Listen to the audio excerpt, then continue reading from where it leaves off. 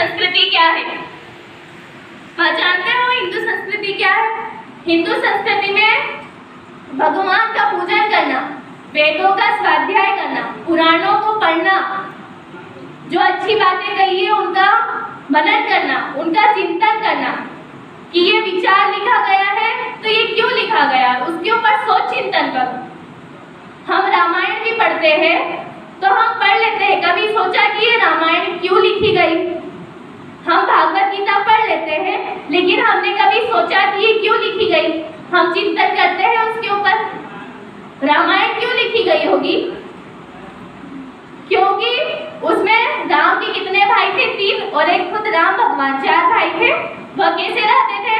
हमेशा मिलजुल कर रहते थे। वह किसी को ये नहीं मानते थे कि ये मेरे से छोटा है तो मैं इसको अपना घर नहीं दूंगा, तो इसको मैं जमीन नहीं दूंगा, ऐसे नहीं वो सोचते थे। वो अपने तीनों भाइयों को एक समान सोचते थे। लेकिन अब के युग में देखा जाए तो भाई भाई का गला काट रहा है, भाई भाई के लड़ाई झगड़े हो रहे हैं, छोटी छोटी बातों पे से भाई भाई के लड़ाई झगड़े होते हैं। खेत में यदि देखा जाए वो इसकी मेरे तो वो बोले तूने मेरी मेरी इतनी करी, तू इधर क्यों कर, मतलब लड़ाई इतनी हो जाती है कि वो इंसान उसको कोर्ट तक पहुंचा देता है। तो तुमने रामायण पढ़ी, मतलब हर जगह रामायण हो रही है, भागवत गीताएं हो रही है, पुराणे हो रही है, तो तुम उसको सुनते हो, तो सुनने के बाद तुम करते क्या हो? उसको सोचते हो कि लोग रामायण पाठोरी क्यों करवाते हैं? ये हम आपके गांव में सत्संग करने आए हैं, गुरुजी के संदेशा लेकर आए हैं।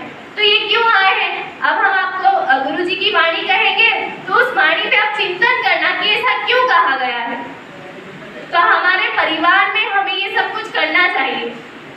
गायत्री मंत्र का जाप करना चाहिए, हर भगवान का ध्यान करना चाहिए। हमारे बच्चों को सिखाओ।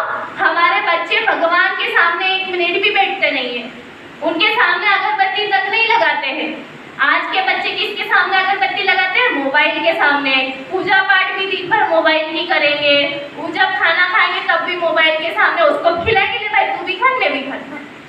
मतलब ऐसा हो रहा है। अपने बच्चों को बताओ कि बेटा तू जब ये पढ़ेगा तो उसका चिंतन करेगा तो तू वैसा बनता चले जाएगा। हमारे बच्चों के सामने सुभाष चंद्र बोस की बातें करो, हमारे बच्चों के सामने भगत सिंह की बातें करें तो हमारे बच्चे उनकी तरह बन जाएंगे।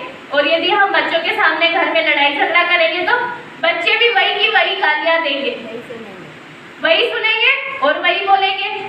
तो हमारे बच्चों को ऐसे संस्कार दे रहे हो तो फिर आपके घर में बच्चों का कैसे जन्म होगा? क्या बच्चे आपके घर में अच्छे जन्म लेंगे? बच्चे तो आपके राक्षस की तरह बनते चले जाएंगे। किसकी तरह?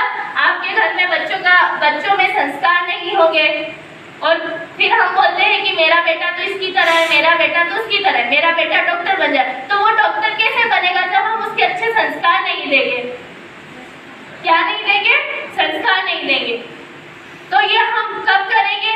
जब हमारे घर में सत्संग होगा, स्वाध्याय होगा, जब हमारे घर में यज्ञ होगा तब। अब यज्ञ हमारे गुरुजी ने दिए हैं, यज्ञ हमें करवाना चाहिए। यज्ञ का कुछ न कुछ तो उपयोग होगा, तभी तो लोग यज्ञ करवाते हैं। लेकिन लोग यज्ञ को समझते नहीं हैं कि यज्ञ क्या होता है।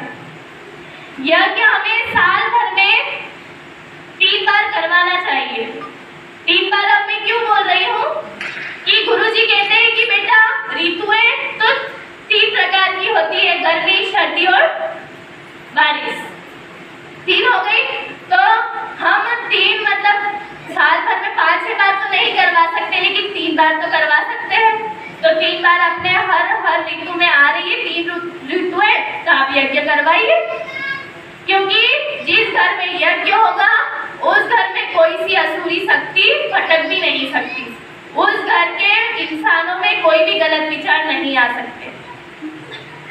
तो हम क्या चाहते हैं कि हमारे घर में गलत विचार आए? हम क्या चाहते हैं कि हमारे घर में दुष्प्रवृत्ति शक्तियां आए? नहीं चाहते।